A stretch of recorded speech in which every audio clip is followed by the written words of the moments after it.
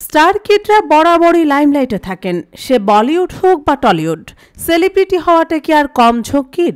চারিদিকে হাজারো ক্যামেরা, পাপারাজিদের চেঁচামেচি, ছোটাছুটি, সবসময় প্রচারের আলোয়। কাজেই তটস্থ থাকতে হয় সর্বক্ষণ। পান থেকে চুন খসলেই হলো। নেটিজেনদের রোষানলে পড়া শুরু মুহূর্তের অপেক্ষা। এবার আম্বানিদের কোটি কোটি টাকার বিয়েতে পুরনো শাড়ি পরে এসে চর্চার শিরোনামে সোহানা খান। গ্ল্যামার দুনিয়ার বাদশার একমাত্র মেয়ে বলে কথা। শাহরুখের নয়নমণি সোহানা। স্বাভাবিকভাবেই তার দৈনন্দিন জীবনের প্রতিটি মুহূর্তের উপর কৌতূহল থাকে অনুরাগীদের। আম্বানিদের রেড কার্পেটে কেমন সাজবেন বাদশা কন্যা, কৌতূহল ছিল সেদিকে।